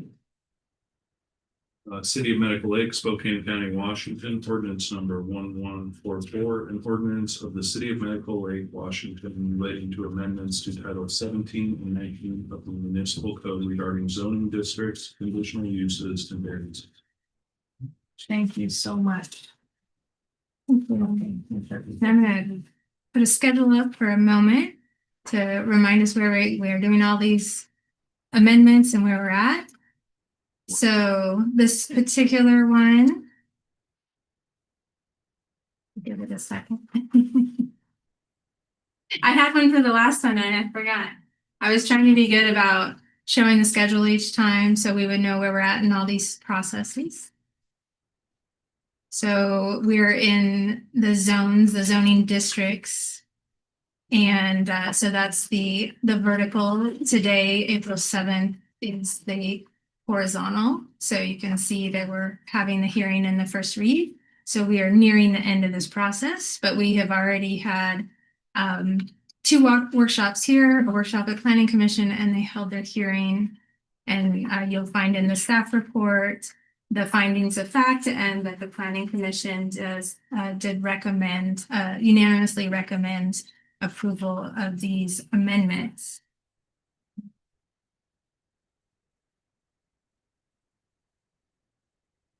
That being said, because this is a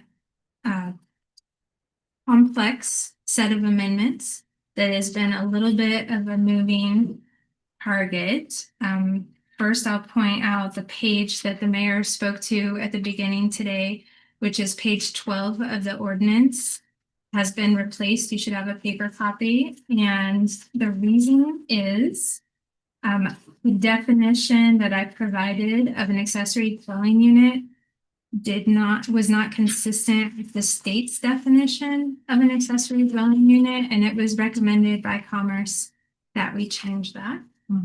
So I provided that. And that's where we get to page 98. Yeah, that's the new. For my own mental exercise. Yeah.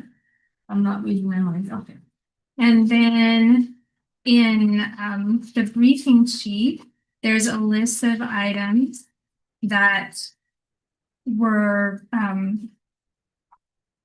recommended. So they were not in the language that the Planning Commission saw, but we discussed, and they, when they recommended approval, they recommended with these modifications. So those items 1 through 5, which are in the language, not highlighted, but in the language. I referenced the sections if you needed to check those.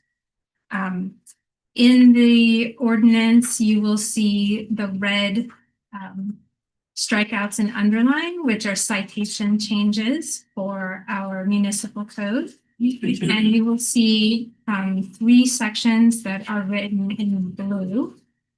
And those are language that was not seen by Planning Commission or discussed with Planning Commission when they held their hearing. 2 of those are simply introductory sentences for new chapters. When I went to put it in ordinance form, I realized they were new chapters, and so the definitions have an introductory statement saying that those words that are not defined below, we use the dictionary definition, and then measurements just has a statement saying what the measurement chapter is for. The third item is, oops.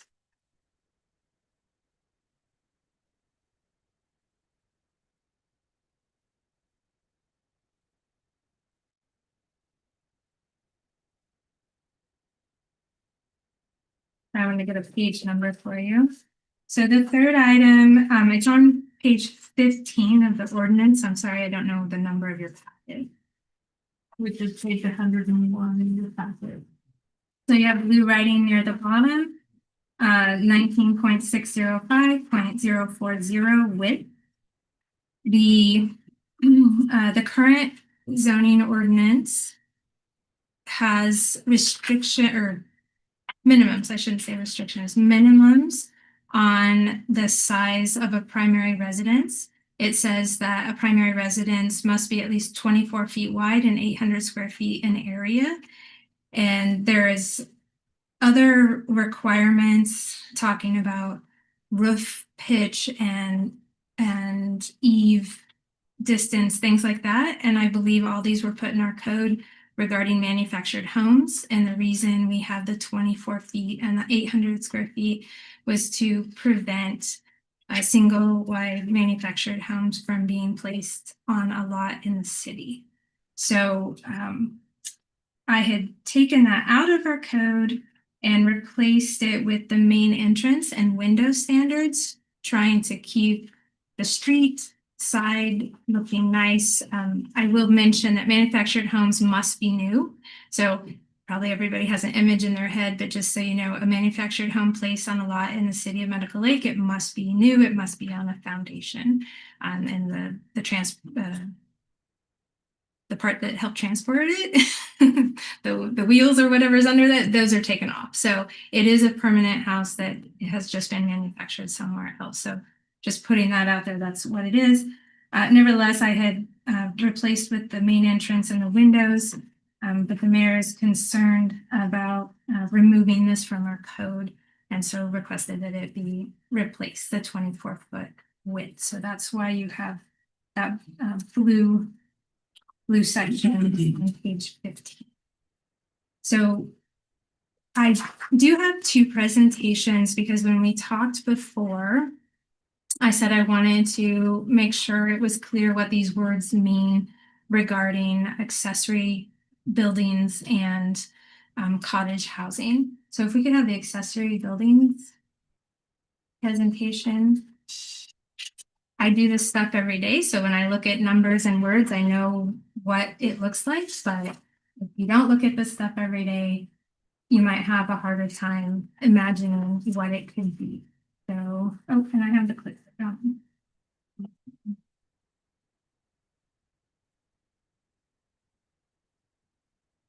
You point it towards the 0% luck with this. Okay, so this is our current code. Our current code has a minimum lot size of 6,000 square feet in the R1 zone, which is represented on the left. The dashed line represents the setback. So that zone has 15-foot setbacks in the front and the rear and 5 feet on the sides. The second image in the center represents the maximum building coverage. So currently the maximum building coverage is 35%. That means you could have a 2,100 square foot footprint. That's for all buildings. So in that middle image, that is a house with an attached garage and no other structure on the site because they've maxed out with their house. And I have to say that when we had rebuilds after the fire in the south part of town, there were several households that decided that they didn't want a 2-story house anymore, partially to do with their age, and they created one-story houses, and a lot of them were pushing up against the 35% building coverage. So you can find these in town for sure. On the right is representing what our current code says about detached garages or shops. So you are allowed to have one.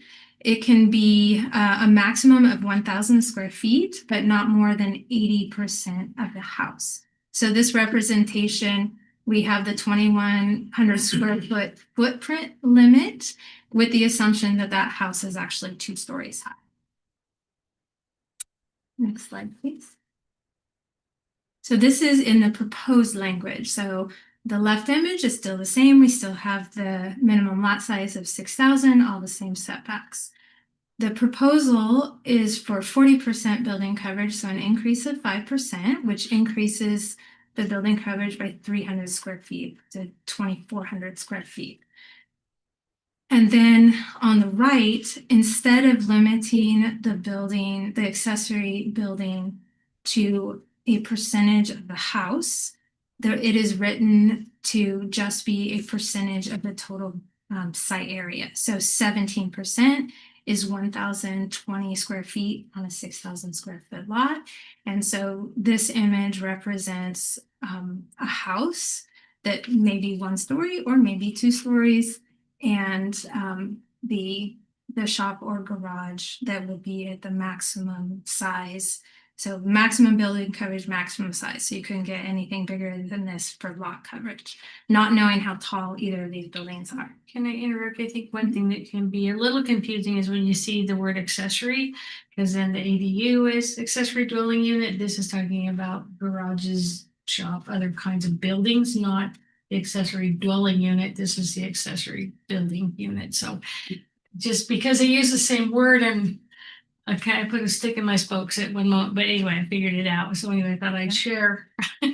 Next slide, please. So this trying to get a 3-dimensional idea of the current code. So the upper left is that 1-story building that is maxing out on building coverage. The center is a 2-story, and I apologize for my graphics. It is really hard to do things in PowerPoint. But we have the 2-story house in the front with the taller shop garage in the back. Now that is permitted under our current code, because if you have a 2-story house, you can have a shop or garage that is equal or less to the house. So you can't build anything taller than the existing house.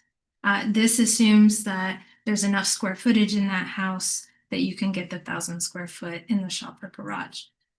What is not allowed right now is on the bottom right, which is you cannot have a garage or shop taller than the house. And this house, I realize I made kind of big in footprint, but you also have the 80% rule. So depending on the size of the house, but I made that graphic in order to demonstrate you cannot have a shop or garage taller than your house. That's the current code. So because of what the mayor mentioned, I'm stepping to back 1 second on the whole ADU to explain why I have proposed the changes to accessory dwelling, accessory building. So the accessory dwelling unit, the state says we have to allow 1,000 square feet. Doesn't matter what the primary house is. The primary house could be 800 square feet or 700 square. It doesn't matter. The accessory dwelling unit we must allow to be at least 1,000, and we must allow it to be up to 24 feet in height, irrelevant to the height of the primary house. So that's what this is representing, is that with the ADUs, even if we kept everything else the same, you could still have a tall ADU in the backyard, or you could have 2 ADUs in the backyard, actually, because we are required to allow 2. So that's the maximum 24 feet. Next slide, please. I think another little aha moment for me was that when they talk about you can't require AD to be less than 1,000, they can still build one that's less than 1,000. We just can't require it to be less than 1,000. And so I think most people will build an ADU that's less than 1,000 by the time they try to get it in the lot size and all the other things.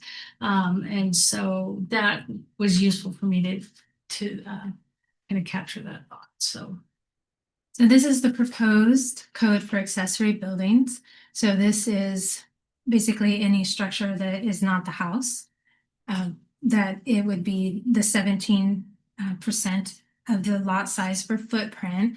And it would be 24 feet. So the building height allowed on an R1 zone right now, or the low density residential in the future, is 35 feet. So the house still could be taller. But the accessory building, whether it be an ADU, shop, a garage, whatever you want to call the use that you have in your backyard, it could also be 24 feet. So the reason I'm proposing the 24 feet for all buildings is we have a lot of small homes, and we have people that have not been able to have a decent sized garage or shop because they have a 1-story small house and wanted to provide more opportunity in town. Since we already have to allow the ADUs, why not allow a shop or garage to also be that large? I like this change because it's been asked for so often. We have these houses that were built in the 60s, mine being one of them, single level, and then the garage couldn't be taller than that. It's like, oh yeah, well, you can't really we got the truck in there, but anyway, made it as tall as we could, but really wanted a 12-foot door, or 14 and got a 12, whatever. But anyway, just it makes sense because it's been asked for a lot. And I think it was strange too that we used to allow you could build anything anywhere, anytime. And then we had the standard that, we're going to make these neighborhoods are going to look like neighborhoods, are going to have sidewalks, they're going to be conforming and all of this. That only existed for a short period of time. And then, that's why you'll see the sidewalks to nowhere, because that was during that period of time that they really wanted to make the neighborhoods look that way. So anyway, that's why we've had a lot of complaints. Well, my neighbor has a shop that's twice as tall as his house. How come I can't do it? And so now it's just, we have to allow it for these ADUs. And so it just makes sense that in my opinion, why would we limit a homeowner to have, something shorter? So anyway, just my thoughts there. Existing structures are grandfathered. If it's legal, it is. Well, and if it's not? So if there was a structure that was built after our zoning code existed, so the first zoning code existed in the 40s, and then the one we have today is mostly from the 60s. If they would have required a building permit or to meet that. So it's possible somebody would build something during that time that didn't meet the code, but wasn't noticed. So if they can't prove that it was legally built, either with a building permit or that it met the code at the time, it is considered illegal and they would have to change it. We're not out there looking for these things, but if we received a complaint, it would be looked at. So the height for the home can be no more than 35 feet, you said, and then these buildings would be 24 feet maximum height. Mhm. What's the current height allowed? Is it still 35 is the current. Yep. Is the secondary building, is that just for accessories but can't be used as a dwelling? Well, you will be able to use it as an accessory dwelling unit, yes. With the proper permitting. You have to express your intent and all the rules now that apply to each one because they're different. But any other questions regarding this? If we could switch to the cottage housing. So I just grabbed some images online of examples of site plans for cottage housing, because once again, you say those words, I have something in my head that I've been trying to write a code to create, and it's hard to know what everybody else is thinking. So these are images of cottage housing projects that would meet our proposed language. The one thing that I could not find is none of these have attached parking, attached garages, like just, it would look like a regular house with a garage attached. All of these have separate either carports, garages, or just parking spaces. So for us, you could have a garage attached to the house, but these do not. So this first example, you have the public street on the right. You have 2 points of ingress and egress, and you have the units around a common area. So this does meet the proposed language. The next slide. This one, we have the public street running on the top, across the top of the screen. And once again, 2 points of ingress and egress. They have parking spaces. And this one is a little larger, so they have 2 common areas in the center or on either side. And then in the center, they have a common building, and this would also meet our proposed standards. Next slide.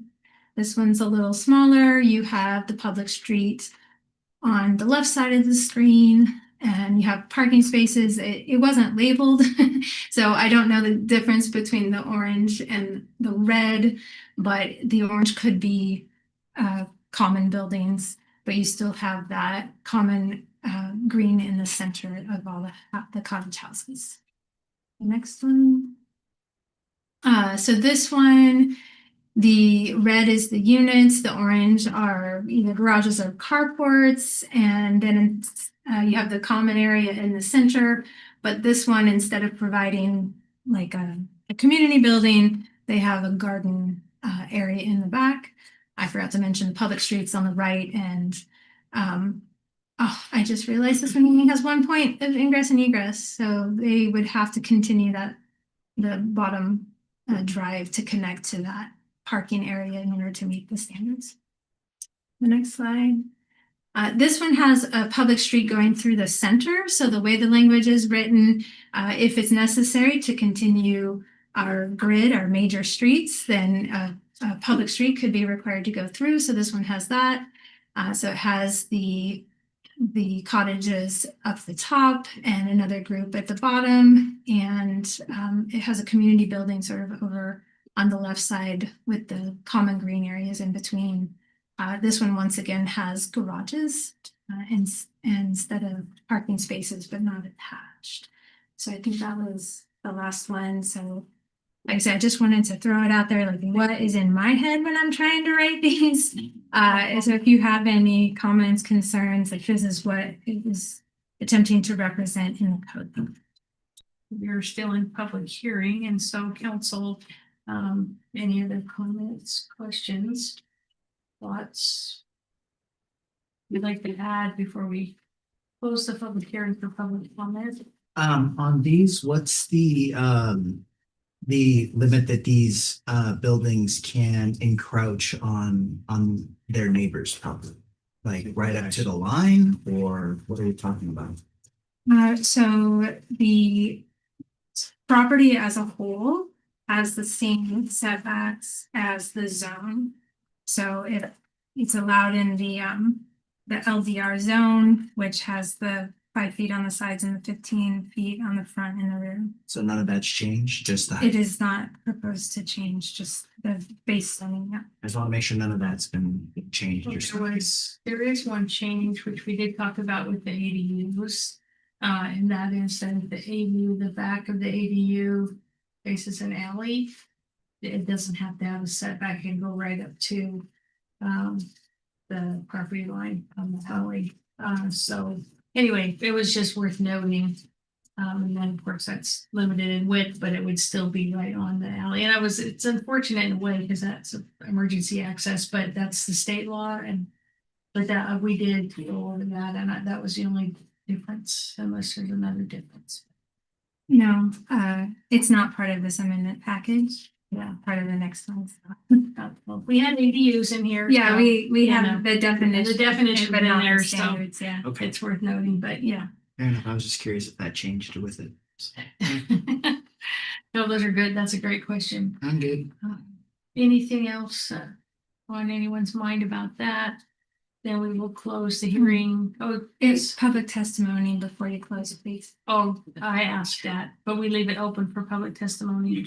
Yes. Okay, so 8:24, it's still in a public hearing. We'll have this open for public testimony. Anybody in the room or online that would love to testify about their thoughts on ordinance 1144 first read.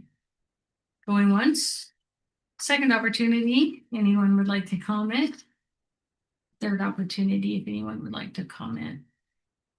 Hearing none then. Anything further from staff or council? Thank you. We'll close the public hearing at 6:25. And then we will move to entertain a motion. To approve first read of ordinance 1144. I'll second. Any further comment or discussion from council? All in favor?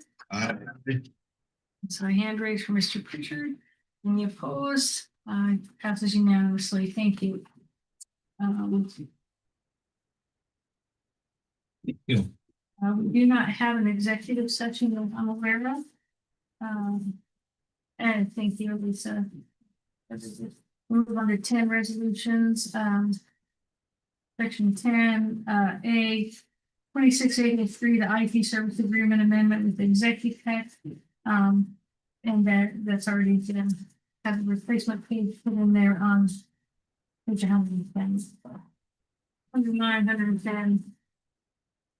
Good evening, Mayor and Council.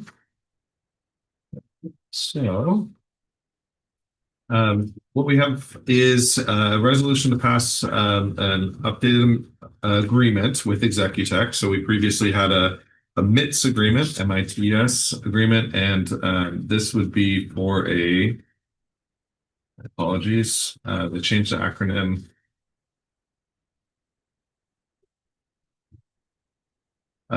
MTP, Modern Technology Partnership. Essentially the change here is that it adds a significant amount of cybersecurity into the mix. There's some other additional benefits that are service level. But essentially what we're mostly interested in is incorporating all of these cybersecurity functions that we've been pursuing through the SLCGP cybersecurity grant that was awarded and approved last month by council. So essentially this would allow for the continued use of the services that we're looking to implement. And those are listed in the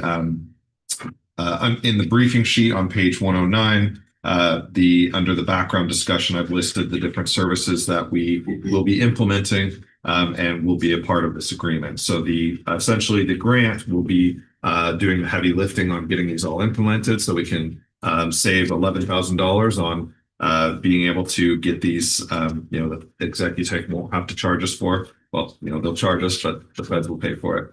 And then the agreement itself will pay for the continued those services. And then one other note that I wanted to make was you'll notice that the price does increase in the base cost for the agreement. However, I've been doing some background work with Executech. So essentially, the goal of this agreement is to wrap up a lot of the licensing and other ancillary software that we pay for that's not a part of the MITS agreement. And so the monthly cost we pay for all of those will be decreasing significantly, and then this will increase. So they just it keeps it simpler on both of our sides. We just have like a seat per seat cost that we pay for, and there are some licensing and storage costs that we have, but I've been working with Executech on driving those down so that we don't have to have a budget amendment to get this taken care of. Yeah, that's great. One of the things that you referenced that is important to point out is that you recall when we attacked our paper records and the heavy lift that was to take all the stuff that was everywhere, go through it, get it nice and tidy and categorize and shred the things and document it. And now we have a nice room with records that will systematically be destroyed when they're ready. Our digital records look much like our paper records. And so, you know, we have entire super mega like files that say someone's old computer from God knows when, right? And so we now have to tackle that. We will be able to review, you know, delete, document, you know, those things that are obsolete, retain those things that can be archived, archive those and take them off of our renewing of our space, our storage space, so we can move those archive things off, delete the things we don't have to have, organize our files, our working documents that staff can routinely, you know, delete and not have to back up. So those are things that are coming. And that will drive that storage space price down. Yeah. So we had a great conversation about that. So thanks for your work on that. I know there's more to do, but we are light years ahead of where we were 3 years ago with IT. And so commend you for that. And we're still working, but anyway, it's time to renew. And the other part of this is it does impact our we have the dual authenticity and some other things are now our WCI requires us to have. And so we're continue to enhance those two. And this includes a lot of those cybersecurity things. Absolutely. And 2 points to that is one, we do qualify for a higher tier of coverage through WCIA that we previously did not. That was a part of the projects that were done with the previous grant, the SLCGP grant. So now that'll be nice to have that higher coverage. Additionally, you may have noticed that with the MDR cybersecurity 24/7 endpoint server protection, there is a 1 million breach warranty as well. So that adds an additional layer of coverage if there were some kind of breach or cybersecurity attack. The reason I like that is because cybersecurity is super expensive and it ends up in the millions and millions. But anyway, I think that their million would probably be our deductible. And hopefully the rest of it would be paid by the insurance. But anyway, we're just so much better position than we were. But so we continue to massage this every time the contract renews, and it's just getting better and better. But any other questions from council or concerns that you might have? I love the per seat instead of $20 a month for every single license you have for Microsoft 365. And you have Adobe, and we have Canva, and we have all this other like a bazillion, per user thing, and it's just pretty messy. So it's nice to consolidate it nicely for us. So anyway, payment. Yep. Okay. Entertain a motion then if there's no other questions. I'll move to approve resolution 26-803. Second. Any further discussion from the council? All in favor? Thank you. Passes unanimously. And then resolution 26-805, the inclusion of the municipal boundaries in the West Plains APA. Reminding you that this is just approval to put it on the ballot. But Mr. Weathers, if you give us a quick brief on that, and it's page 121. 26. 120, let me put my glasses on. 126. It's 126. Thank you, Mayor and Council. Again, just this item concerns consideration of a resolution authorizing the inclusion of the City of Medical Lake within the proposed West Plains Aquifer Protection Area. Approval of the resolution enables Spokane County to move forward with placing a future APA ballot measure before voters. It does not represent the city's support for or opposition to the measure itself. It is just about allowing the voters to decide, including our boundaries, and allowing our voters to help decide whether or not that's fitting. If voters ultimately approve the APA, the city would enter into an interlocal agreement with Spokane County to govern the revenue use and implementation, allowing the city to have a defined role in how those funds are applied locally. Overall, the resolution preserves future options for regional collaboration and resource protection without committing the city to a specific funding mechanism at this point in time. Happy to address any questions if you have any. We did hear from the county a couple times as far as their plans. And Any questions or comments from council? Cool. I would entertain a motion if there is one. I move to approve resolution 26-805. Second. Second. Thank you. Okay, we'll give the second to Mr. Pritchard to thank him for his engagement. Any further discussion?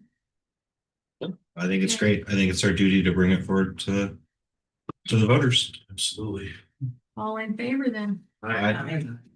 Any opposed? All right, passes unanimously then. Let's move forward to the ballot. From the Medical Lakes position, appreciate your consideration, council. Now moving on to ordinances. This is now the second read of ordinance 1142, page 130. Put my glasses on. I think I need glasses and hearing aids now. Apparently, speak up and I'll wear my glasses. But so ordinance 1142. This is the second read. Council, would you read that in for us? Yeah, thank you, Mayor. City of Medical Lake, Spokane County, Washington, ordinance number 1142, an ordinance of the City of Medical Lake, Washington, relating to amendments to the municipal code regarding street vacation. Okay, thank you so much. There's a briefing sheet that simply states that the title was incorrect last time. There are a couple of typos. Those have been corrected. No other changes to the ordinance. Can I have this schedule? Schedule. I just want to show how great it is, how That's far right. we've gotten. The journey. The street, I think, no, 1142. So notice we're in the third set of amendments at the last step. So if you approve this tonight, we've gotten 3 of 10 accomplished. So We've come so far. Rose on your nose if you make this happen. So Need a little sticker sheet with the stars on it. oh my gosh, next time. Thanks for About it. Getting your steps tonight. So council questions concerning street vacations. We workshopped it again and had other deep dives and language changes and made it through the first read. Made it to the second read. So any concerns at this point? This will be the final. I love a well-planned vacation. 5 shows a week. And we're getting tired at 8:37. So I would entertain that as a motion then, but maybe put it in some better language. I will move to approve ordinance 1142. I will second that. Okay, there's a motion and a second. Any further discussion? All in favor? Aye. Even I wanted to vote and I can't. Any opposed? Motion passes unanimously. Thank you. Thank you. Yeah. And then the next ordinance is the second read of an ordinance 1143, which is the NFC Northwest LLC franchise agreement. Mr. Webb, if you want to give us a brief on that.